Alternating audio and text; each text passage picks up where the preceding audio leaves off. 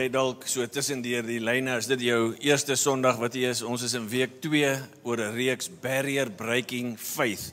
Daai plek waarby jy nog nooit verbygekom het en daai sonde wat nog nooit oorwin is nie, daai ding wat daar bly. Die Here het in gedagte dat ons deur dit breek, deur dit bars, dat daai ding val soos Jerigo se mure, dat jy op nuwe grond loop. En dis die deel waar ek hoop dat jy sê amen. En geloof, soos Gerard vir ons reg gesê het, is nie wishful thinking nie. Dis assurance and conviction, sê Hebreërs 11 vers 1 en 2. Dis 'n versekerde, oortuigende vasheid dat God gaan doen wat hy gesê het hy gaan doen. Dis wat geloof is. En dis hoekom dit nie leeg is nie. Dit het substance. En ons kyk na geloofshelde in hierdie reeks.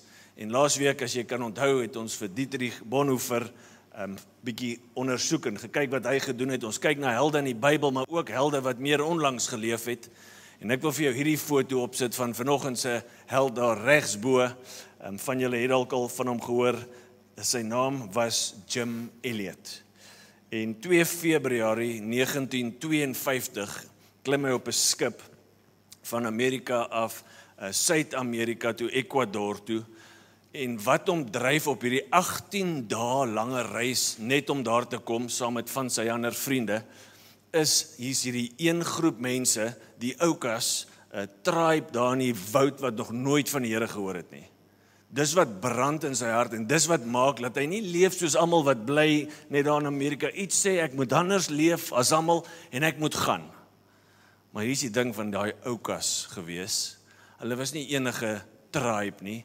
Almal wat tot dusver met hulle kontak gemaak het van die buitewêreld, het hulle vermoor. Hulle het hulle doodgemaak daar op die spot.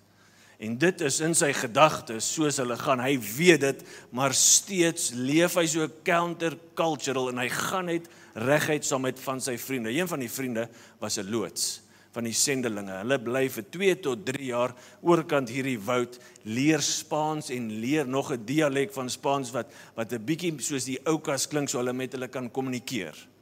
En vir 'n geruime tyd vlieg hulle met daai vliegtuigie wat jy daar sien oor hierdie woud en gooi geskenkies af en sê vriendelike boodskappe om te wys ons kom nie om dood te maak nie, ons is vriendelik.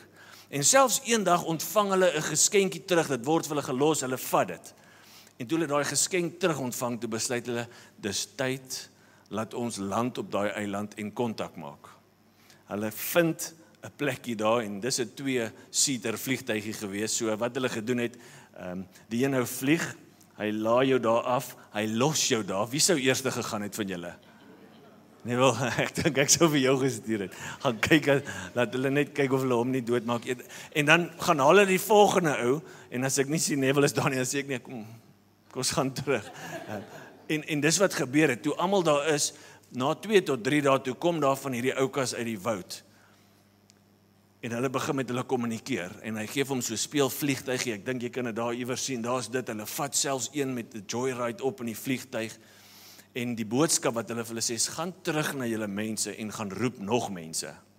'n Paar dae later, verskyn daar 2 vrouens uit die bos, en ewe skielik op die gesigte van hierdie vrouens kon die 5 sendelinge sien, iets is nie reg nie. En net daar en dan kom daar klomp Oukas met spiese, maak al 5 daai mense dood. Maar dis nie die einde van die storie nie. Die einde van die storie is die volgende slide, en ek gaan nou 'n bietjie meer oor dit sê. Daar was iewers vergifnis. Daar was iemand wat besluit het, ons gaan weer gaan, ons gaan teruggaan. En dit is net moontlik gemaak deur iemand soos Jim Elliot en hierdie 4 vriende van hom, wat barrier breaking geloof gehad het, om die grond te breek, sodat ander mense op dit kan loop. Hulle het gesê, man, ek gaan nie leef soos almal leef nie. Ek gaan, ongeag die gevaar. Die kultuur sê, wees veilig by jou huis, dis die Tweede Wêreldoorlog is verby, it's time for prosperity, let's go. Hulle sê nee, we'll put it all on the line. Ons sal in die gesig van daai Oukas gaan leef, en ons gaan hulle vertel van Jesus. Barrier breaking faith. Dis waaroor ons wil praat vandag, en die Bybel is vol van sulke mense wat barrier breaking faith gehad het, en een van die eerstes waarvan jy lees in die Bybel, is hy genoem Noag. Noag het countercultural geleef. Hy het in 'n baie bose wêreld morele dapperheid gehad. In die gesig van morele boosheid het hy morele dapperheid gehad. En dis die titel van vandag, morele braafheid. En ons dink baie keer aan helde wat hierdie groot goed doen, maar wat as helde ook ouens is wat anders leef in die gesig van die boosheid van die dag? Dis wat Noag gedoen het. En ek wil vir jou lees uit Genesis 6, jy kan jou Bybel daar oopmaak, Genesis 6, ons gaan so 'n bietjie rondspring in Genesis 6, vanaf vers 5, maak in jou eie Bybel oop, dit gaan ook hierso in Afrikaans wees, Genesis 6, en hy gaan uit die 2020 vertaling lees. Ons gaan lees 5 tot 9, dan vers 17, en dan die heel laaste vers 22, en ek sal so 'n bietjie die gaps probeer invul tussenin. Morele braafheid in die gesig van morele boosheid. En dit klink 'n bietjie wat nodig is in vandag se lewe. Ek weet nie wanneer laas jy 'n bietjie oor 'n naweek bietjie gaan rondloop het in die dorp nie. Daar's wille goed wat aangaan. En ons het nodig om ons morele braafheid vorentoe te skuif, om in die gesig van dit anders te leef en nie deel te word van dit. Dit sluk ons so maklik in. Genesis 6 vers 5. Toe die Here sien dat die boosheid van die mens op die aarde groot is, en dat alles wat hy in sy hart bedink altyd net sleg is. Dit word genoem the total depravity of human. Ons is so siek, ten volle siek, elke deel van ons lewe, die emosies, die liggaam, alles is geraak deur sonde. Was die Here jammer dat hy die mens op die aarde gemaak het. Dit het hom tot in sy hart gegrief. Toe sê die Here, ek sal die mens wat ek geskep het, van die aardbodem af uitwis. Mens sowel as diere, ook kruipende diere en voëls van die hemel, want ek is jammer dat ek hulle gemaak het. Maar Noag. Ons het nodig om 'n maar Noag lewe te lewe in 'n bose wêreld. Maar Noag het guns gevind in die oë van die Here.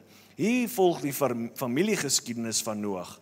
Noag was 'n regverdige man, onberispelik in sy optrede, tussen sy tydsgenote, nie weg van hulle, tussen hulle. Hy het naby God geleef. Dan gaan dit aan, en dit sê 2 keer in vers 11 en 12, die aarde is deur en deur sleg. Daar's niks goeds nie. Dis wat vers 11 en 12, en dan sê God, maar ek gaan dit uitwis. Vers 17, en kyk, ek gaan vloedwaters oor die aarde bring, om alle vlees, waarin die asem van lewe is, onder die hemel te verdelg, verwoes, destrooi, dood te maak. Alles wat op aarde is, sal omkom. Man, dis somber, dis swaar. Dan sê God, maar ek gaan met jou, Noag, 'n verbond sluit. Met jou en jou vrou, jou seuns en hulle vrouens. Jy moet vir jou 'n ark bou, van goferhout. Hy moet 3 verdiepings hê, hy moet so lank wees, so breed, so hoog, die deur aan die kant, pik binne, pik buite, presies soos ek jou sê. Dit moet jy doen. Hy gaan vloedwater stuur, 2 diere van al sit dit in hierdie ark, julle moet kos saamvat, baie spesifiek, die eerste cargo ship ooit word gebou, baie spesifiek. En dan lees ons vers 22. Noag het dit gedoen, net soos wat God hom beveel het, so het hy gemaak. As jy aan Noag dink, wat is die eerste ding waaraan jy dink? Van kleins af is jy ingedrul met dit. Die ark. Dadelik, die ark. Wat as Noag se grootste geloofsdaad nie was wat hy gebou het nie, maar hoe hy geleef het? Het jy al daaraan gedink? Want ek dink nie God sou hom gevra het om te doen wat hy gedoen het, as hy geleef het soos almal waartussen hy geleef het nie. En so dis moet ons na Noag se lewe kyk en sê, man, daar moes iets baie goed gewees het in Noag se lewe. 'n Groot geloof, sodat hy in Hebreërs 11 vers 7 opdaag as 'n geloofsheld van die hele Bybelse geskiedenis. En dit het te doen, ja, met die ark wat hy gebou het, want nog niemand het 'n ark gesien nie. Daar was nog nooit oorvloeding soos wat hy gaan sien nie. En nou bou hy, en die ark het nie 1 of 2 dae gevat nie. Ons weet nie in die Bybel hoe lank die ark gevat het nie, dalk 80 tot 120 jaar. Weet jy hoeveel keer kon hy weggetrek geword het van dit wat God vir hom geroep het om te doen? Soveel mense het hom dalk gespot, maar Noag, staan daar, was 'n regverdige man. In die middel van hierdie chaos. Gaan lees vers 1, 2, 3 en 4 van hoofstuk 6 om te sien hoeveel chaos daar was. Dit was nie net Kain wat Abel doodgemaak het nie. Dit was nie net Lameg wat gesê het, man, iemand het aan my getik, ek maak hom dood. Man, ek maak sommer almal dood. Ek breek oor my sonde. Dit was die tipe lewe, seksuele perversie. Daar was absoluut alles wat boos was hier binne is gedoen. Geen stop, geen filter. Dit was waarin Noag lewe. Hy was 'n bietjie soos Jim Elliot, wat gesê het, ongeag van hoe almal lewe, ek gaan anders lewe. Noag, 2 Petrus 2 vers 5, jy kan net 'n nota maak, het nie stil gebly oor dit nie. Hy word genoem 'n preacher of righteousness. Iemand wat die wil van God verkondig het. 2 Petrus 2 vers 5. So sien die prentjie van 'n Noag wat ark bou en dan stop hy dalk soms en hy preek vir hierdie mense, julle moet draai, dis nie God se wil vir julle nie, julle moet draai. Imagine hoe Saul hom gespot het. Noag, wat is dit wat jy bou? Ons lewe nie eers hier op 'n strand nie, hier, waarvan praat jy? Maar Noag het vasgestaan. So hoe het Noag 'n maar Noag lewe gelewe? In 'n bose wêreld, want ek is seker, as jy jonk is, en as jy oud is, besef jy, ons almal het dit nodig, maar is 'n uitdaging vir ons almal.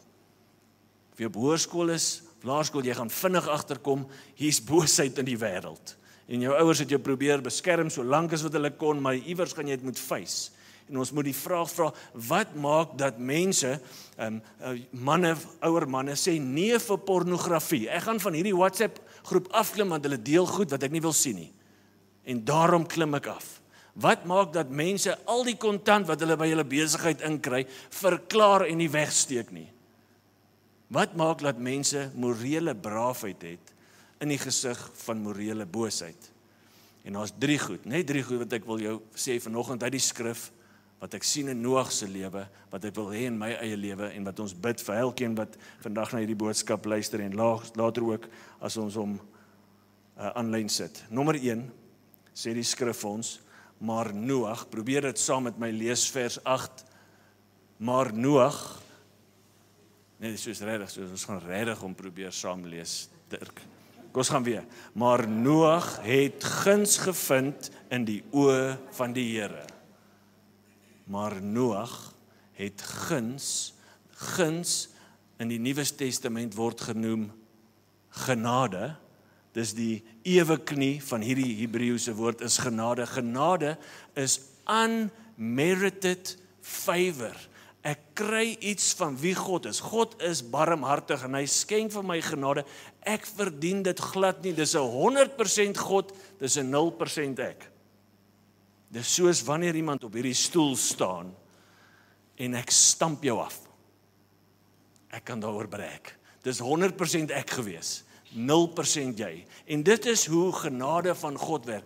Enige lewe wat moreel braaf leef, wat anders leef as die ander, kan ons net terugkyk na God en sê, Here, dit is net u genade wat dit gedoen het. Dis nie van Noag self nie. Dis guns wat hy gevind het om anders te leef as die res van al die ander. Maar hier is die probleem met genade. Eerste gedagte wat by jou kop inkom wanneer jy die woord genade hoor, moet dit nie sê nie, maar wat is dit? Het jy hom? Dalk is dit iets soos sagte wit wolke. Dalk is dit marshmallow vibes. Dalk is dit 'n ou oupa wat net die hele tyd sweeties gee. Ag, moenie worry nie man. Moenie worry, ek sal nie vir mamma sê nie. Dalk is dit hierdie, maak nie saak hoeveel keer ek sondig, die genade, wie het dit al gedink? Dietrich Bonhoeffer noem dit cheap grace.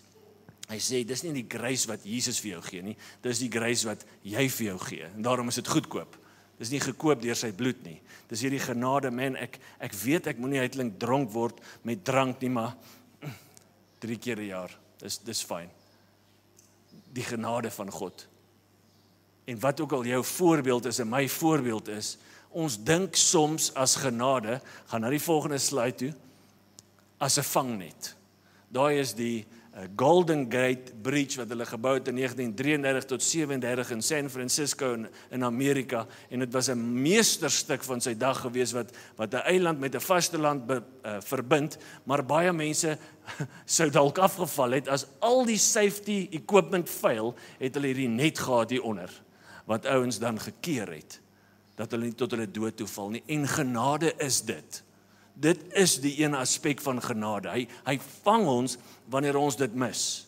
Maar dit is nie 'n verskoning om te sê, man, ek gaan hierdie ding losmaak, ek gaan bietjie Sondag, daar's darem 'n net. Dis nie wat genade daarvoor is nie. Genade is nie net 'n vangnet nie. Genade, die volgende een, Marshall, is ook 'n springplank. Ken jy daai ding? So ek dink waaroor die mense wat hou van onderste bo en die mekaar in die lug wees, hardloop, dan spring hulle op dit en dan gaan hulle na nuwe hoogtes toe. Die genade van God is nie net 'n vangnet nie, dis 'n springbord of springplank, soos ek wil vir jou 2 skrifte lees wat dit dalk kan vasmaak. Die een is 2 Petrus 1 vers 2. Mag die wat van God? Mag die genade en vrede en oorvloed aan julle geskenk word deur julle kennis van God en van Jesus ons Here. Sy goddelike krag. Wat? Ons praat nou oor genade. Hierso, waar kom ons nou hier met krag vandaan, Petrus? Het jy jou aandag verloor? Nee, God se genade is goddelike krag. God se genade, sy goddelike krag het ons immers reeds alles gegee wat ons nodig het vir 'n God-vreesende lewe. Die genade van God is nie net 'n vangnet nie, dis hierdie springboard wat my uit sonde uit propel in heiligheid, in morele braafheid uit, in nuwe hoogtes in. Dis nie net 'n vangnet nie. Paulus sê iets soortgelyks in 2 Korintiërs 1 vers 11, ek lees vir jou die Engels. Now this is our boast. Ek is trots hierop. Our conscience testifies that we have conducted ourselves in the world, and especially in our relations with you, with integrity and godly sincerity. Ons het anders geleef, met integriteit, opregtheid voor julle. We have done so relying not on worldly wisdom, but, wow, Paulus sê, sy conduct, sy optrede, kom nie van al die boeke wat hy gekoop het by Koenboeke, wat sê, hoe kan jy jou beste lewe nou lewe, en hoe kan jy dit, en hoe kan jy dit? Hy sê, nee, dit's relying, ek steun, ek leen volle vertroue vir 'n nuwe leefwyse is op God se genade. God se genade is nie net 'n vangnet nie. Dis 'n springplank wat jou in heiligheid inskiet, meer en meer en meer. Jock sê vanoggend, ek weet nie, ek moet my preektitels by Jock begin kry, hy sê, rinse and repeat. Ek het daaraan gedink, soos sanctification is rinse and repeat. Here, was dit af van my en doen dit weer. Was dit af van my, doen dit weer. Dis wat sy genade doen, is rinse and repeat. Dis hoër hoogtes. Elkeen wat anders wil lewe in hierdie lewe, het God se guns en genade nodig. Ons kan dit nie op ons eie doen nie, en dis goeie nuus. Het jy al probeer verander, maar jy kry dit nie reg in 'n area nie? Dit kan wees dat jy leen op jou eie wysheid, dat ek leen op my eie wysheid, in plaas van ek leen op God se genade. Wil jy sy genade in jou lewe sien? Lewe 'n lewe van nederigheid. Nederigheid maak die krane van genade oop in jou lewe. Here, ek is jammer. Kom ek vertel jou, my vriend, dis 'n sonde in my lewe waarmee ek sukkel. Ek deel dit sodat ek genesing kan vind. En daarom is dit genade van God.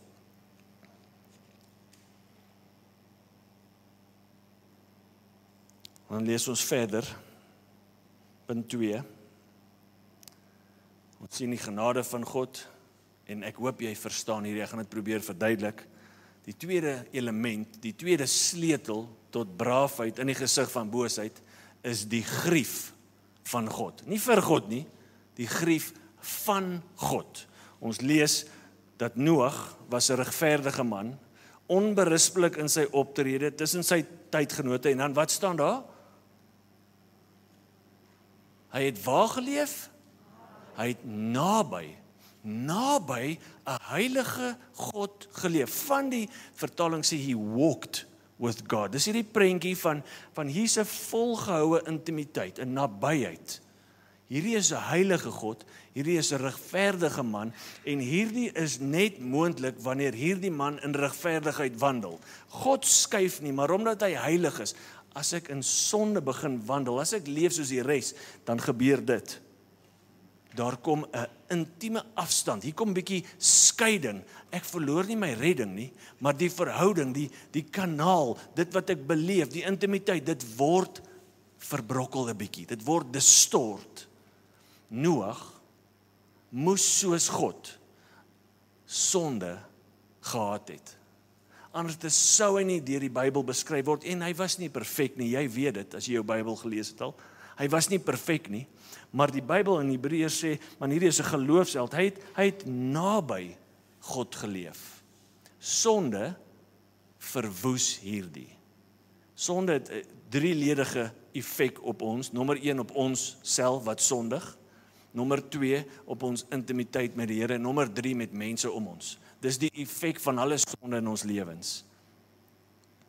Ek dink Noag, wat 'n prediker van regverdigheid was iemand wat sonde gehaat het. En ek dink, as ek na hierdie skrif lees, wil dit vir jou lees, vers 5 weer, toe die Here sien dat die boosheid van die mens op aarde groot is, en dat alles wat hy in sy hart bedink altyd net sleg was die Here jammer dat hy die mens op die aarde gemaak het. Dit het hom tot in sy hart gegrief. Ek soos Here, as ek dit lees, is ek soos Here, ek is so jammer. Ek is so jammer, dit grief U. My sonde, God het nie verander nie, my sonde grief God. Hy haat die sonde in ons lewe. En dis nie 'n emosionele reaksie van, nou haat ek jou nie. Dit is 'n morele reaksie, want hy is 100% heilig, en hy kan nie met guns kyk op sonde nie. Wat ons nodig het, vriende, is dieselfde hart vir 'n haat, 'n grief vir sonde. Want wat ons baie maklik doen is, ons raak so maklik gewoond aan ons sonde. Ons smeer ons sonde so maklik toe, soos Agan van ouds, ons sit dit hier onder in die tent. Ons verklein dit so maklik. Ag, 'n klein wit leentjie. Ek het net 'n bietjie gesteel, net 'n bietjie. Ons selfs die wêreld vandag spog met dit. Want jy's nie 'n man as jy nie saam met 'n vrou slaap voor jy getrou is nie. Waar spog ons oor dit? As ons anders gaan lewe in hierdie lewe, het ons 'n gesonde grief vir die sonde in ons lewe nodig. Dis okay as jy oud is en nog steeds nie tevrede is met die sonde in jou lewe nie. Die mense sal wel vir jou sê, waar ook al jy is, man, jy is mal, jy is net 'n mens, settle man net, maar moenie settle nie. Want Jesus is 'n oorwinnaar. Ons moenie gewoond raak van dit in ons lewens nie. Ons is so geneig om net gewoond te raak. En hier's wat Psalm 57, ek wil dit graag vir jou lees, as ek hom kan kry. Dit sê in 45, sê die digter, you love righteousness and hate wickedness. Hy praat van 'n mens hier. Therefore God, your God, has set you above your companions by anointing you with the oil of joy. Man, God haat wickedness, He hates it. But, mense kan sê, man, jy's mal om nie dit te doen nie. Maar weet jy wat? Hy's mal as ons anders te leef. Hy's mal oor dit, hy love dit. En ons lewe om hom te eer. En daarom is daar 'n anointing van joy oor ons, wanneer ons dieselfde haat vir sonde het, maar ook die liefde vir geregtigheid, vir mooi lewe, vir gesond lewe voor God.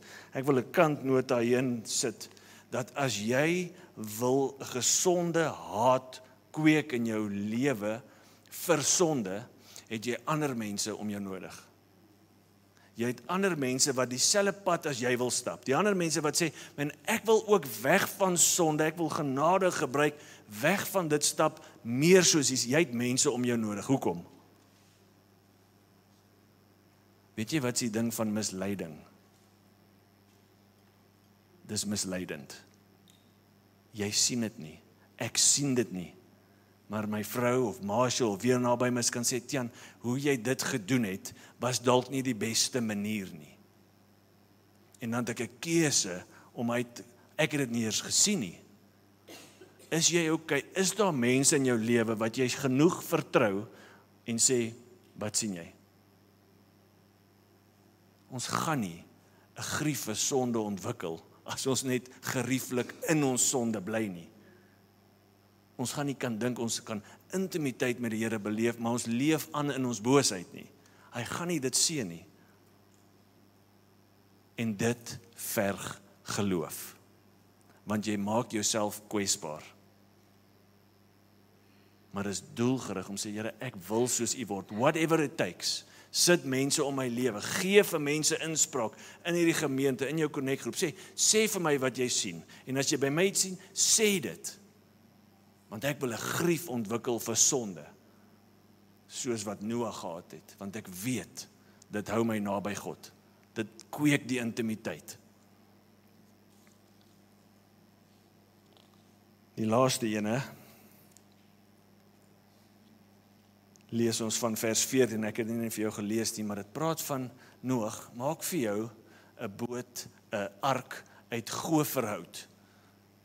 Jy moet die ark maak met verskillende ruimtes, en dit van binne en van buite met pik bestryk. Dis vers 14 en 15, dit is hoe jy dit moet maak. Hoor jy dit is hoe jy dit moet maak. Hier's die opdrag, hier's die gameplan, hier's die resep. Die lengte van die ark 300 L, breedte 50 L en sy hoogte 30 L. 'n dak moet jy vir die ark maak, 1 L vanaf die boonste rand moet jy dit afrond. Die opening van die ark moet jy aan die sykant sit. Die onderste en die derde verdieping moet jy so maak. Noag het dit toe gedoen. Presies so. Presies so. Imagine, Noag het die volgende gedoen. God oor die deur, kan ons hom agterhalf sit, dit sal beter werk vir ons, en dalk oor die dak, kan ons die dak uitlos. Ek meen, goferhout, dis dalk ver om te gaan kry, kan ons nie sommer hier van Namibië kameelhout invoer, en dan, kan ek vir u my plan sê, hoe ek wil veilig, is dit hoe dit werk? Daar's een ding wat ek uit dit leer, divine security, divine veiligheid. You can't negotiate on your own terms. Dis gevind in presies soos hy dit gesê het. Ons kan nie besluit nie. Noag kan nie sê, ja, dankie Here, hy gaan vir my 'n side gig, 'n klein bootjie bou, ek sal langs hierdie groot ding wees, nie in hom nie, maar langs hom en ek glo gaan veilig wees. Nee, dis nie hoe die Here werk nie. Maar wat het gemaak dat Noag so meticulous, so presies, hy het nog nooit hierdie ding gesien nie. Al wat hy het is die woord van God.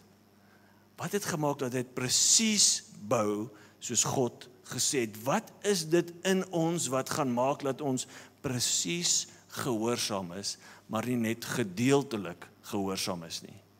Ek dink, Hebreërs 11 vers 7 het die antwoord. So draai na jou Bybel toe, Hebreërs 11 vers 7, dan kom jy daar, want dalk wil jy dit onderstreep. Deur geloof het Noag, toe hy die goddelike opdrag ontvang het oor dit wat hy nog glad nie gesien het nie, so nog nooit hierdie tipe reën gesien nie, nog nooit 'n ark gesien nie, en omdat hy in eerbied gehoorsaam was. Omdat hy in eerbied gehoorsaam was, 'n ark voorbereid vir die redding van sy huis. Daardeur het hy die wêreld veroordeel, want hy het geregtig gelewe, en as die wêreld na jou kyk, staan hulle veroordeel, want jy lewe anderste, en 'n erfgenaam geword van die geregtigheid volgens geloof. In eerbied gehoorsaam. Die ESV sê in reverent fear. Die vrees van God. Die eerste een is die guns van God, die tweede een is die grief van God, en die derde een is die vrees van God. Noag het 'n gesonde vrees gehad vir God. Daar staan, dit was 'n goddelike opdrag.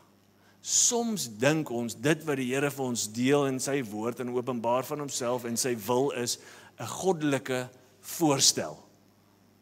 Maar Noag sien dit as 'n goddelike opdrag.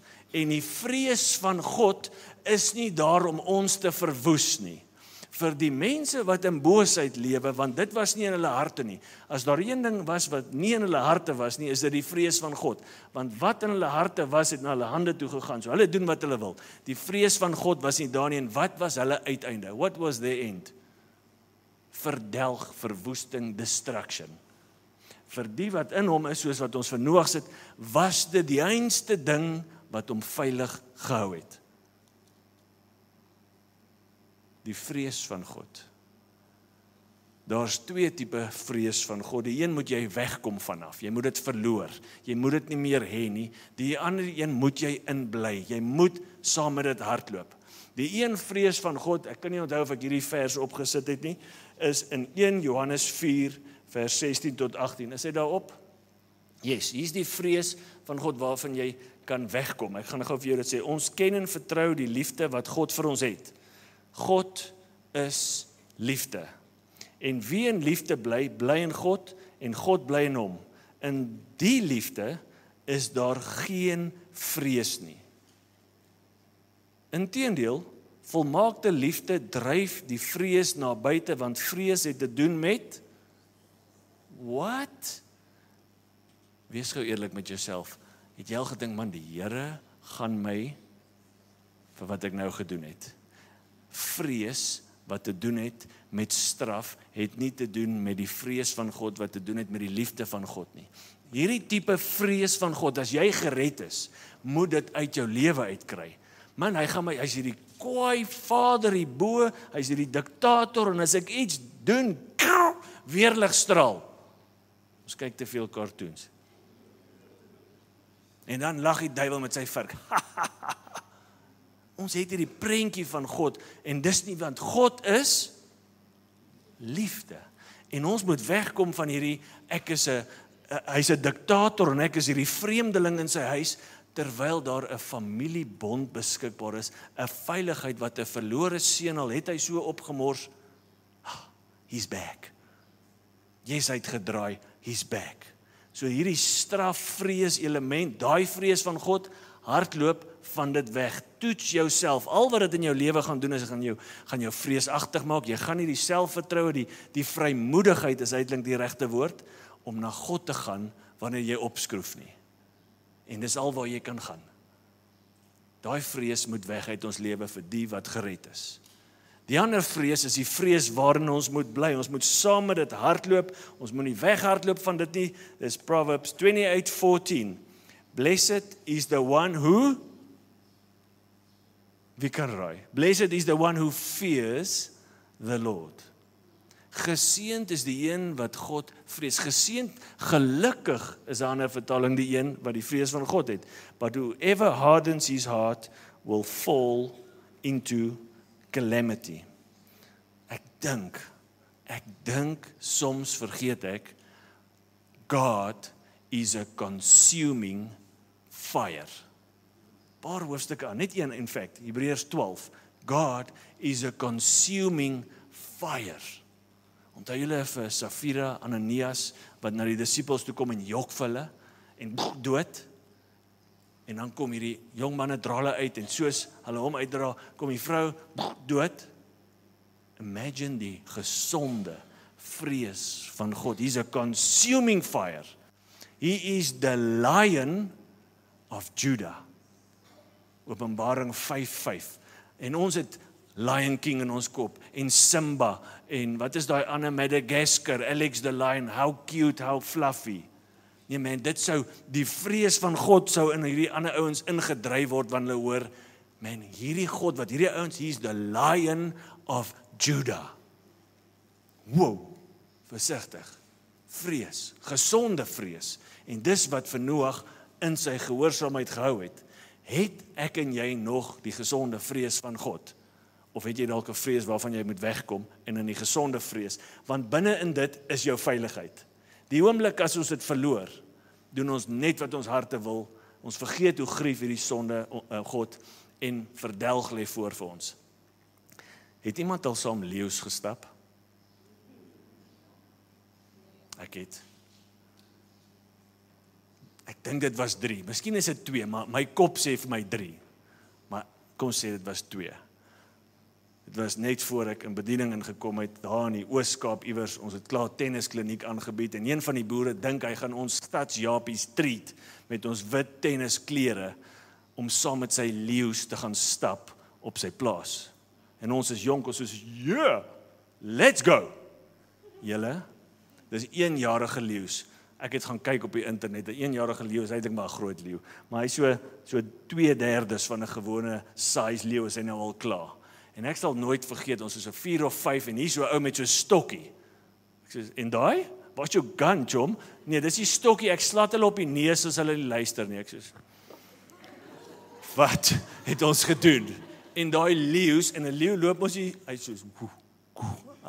so 2 of 3 kom so koppie af, en ons is net so, hierdie gaan interessant wees. Ek was so bang.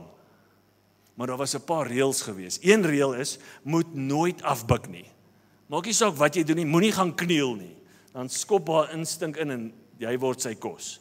Moenie hardloop nie, dis nie 'n ander reël gewees. Moenie weghardloop nie. Maak nie saak wat gebeur nie, moenie weghardloop nie. En jy moet die hele tyd vir jouself dit sê, moenie weghardloop nie, moenie. En ek dink, dit is so met die gesonde vrees van God. Moenie van dit weghardloop nie. Vra vir Jona, jou situasie sal jou insluk.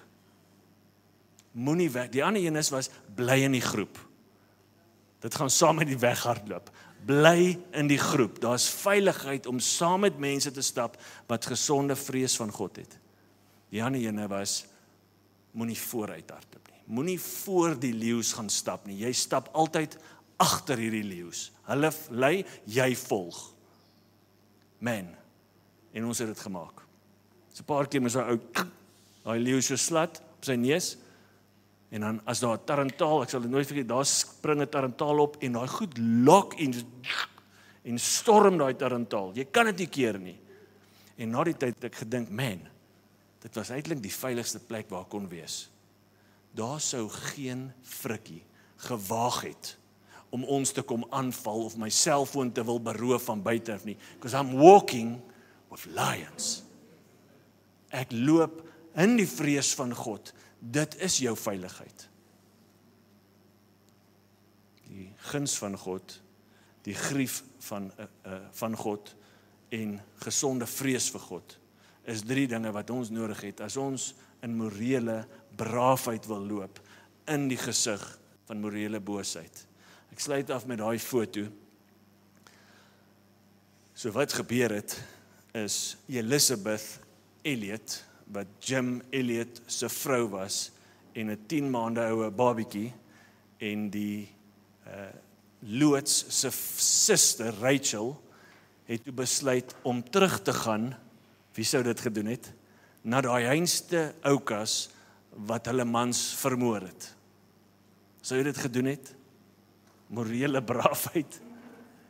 Hulle toe besluit, wel ons gaan teruggaan soontoe. En wat jy hier sien gebeur is, van die moordenaars word gedoop deur hierdie vrouens. Die kinders is toe later in hierdie tribe aanvaar, maar van die moordenaars word gedoop deur hierdie vrouens. Man, ek leer een ding daai en ek sê, my morele braafheid is nie net vir myself nie. Dit impakteer 'n verlore wêreld daar buite. Want hoe kan dit wees dat mense, ek het jou man doodgemaak, jy kom terug en jy vergeet. Hoe kan dit wees? Wat is dit? Sonder morele braafheid sal mense nooit hierdie vraag vra nie. Sal hierdie soet aroma van geregtigheid nooit opgaan en mense sal, wat is dit? Hoekom leef jy anders? Tommy, hoekom doen jy nie meer wat jy gedoen het nie? Wat is dit? Vertel my, want ek het dit nodig. Sonder morele braafheid sal ons nie hierdie goed sien nie. En ek het een gebed, en hiermee sluit ek af. En dit is, ek vertrou die Here vandag, dat hy 'n impartation in ons harte sal doen, vir nommer 1, vir 'n gesonde vrees vir hom. Nommer 2, vir 'n diep grief, vir alles wat nie van hom af is in my lewe. Want hierdie hele ding begin by die guns van God, en ons het dit nodig. Ek kan nie dit opbewerk nie, hy moet dit vir my gee. Ek moet vra, Here, gee my hierdie vrees, gee my hierdie grief.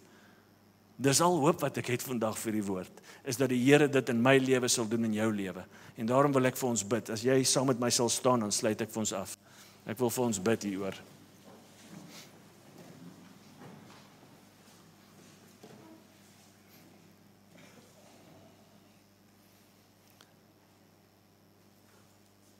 So as jy jou oë toemaak en jy is net Here, ek vra dat U iets sal impart in my lewe vandag en dit is 'n gesonde vrees vir U en 'n gesonde grief vir sonde. As dit jy is, maak net jou hande oop as 'n teken van Here, dit is ek. Ek wil dit hê, ek het dit nie altyd nie, en my hande is oop, Here, ek het dit nie altyd nie. Maar Here, vandag bid ek dat U vir ons almal sal help om weg te hardloop van 'n ongesonde vrees. Weg te hardloop van 'n vrees wat te doen het met straf. Here, as U ons gered het, Here, gee ons 'n gesonde vrees. 'n Vrees wat veiligheid bring, Here. 'n Vrees wat sê, Here, as ek saam met hierdie wandel, is ek veilig in U wil. Here, download fisies 'n gesonde vrees in my hart, in almal se harte wat na hierdie woord luister. Here, doen dit. En dan, Here, ek bly dat U in my hart, in my lewe, in ons lewens, 'n diep grief, 'n haat, 'n ontevredenheid met die sonde in my lewe. Here, sal U dit in my hart opstir, dat ek dit begin haat. Here, gee my meer van U hart. Here, gee ons U hart. Vergewe ons waar ons tevrede geraak het met dinge wat U grief. Here, rins en repeat ons, sodat ons die soet aroma van Christus kan word in die gesig van 'n bose wêreld. Here, gebruik ons, soos Rosie gesê het, gebruik ons in mense se lewens. Here, dankie dat U vir ons 'n mate van geloof gegee het, barrier breaking faith, om hierdeur te breek. In die naam van Jesus. En almal sê Amen.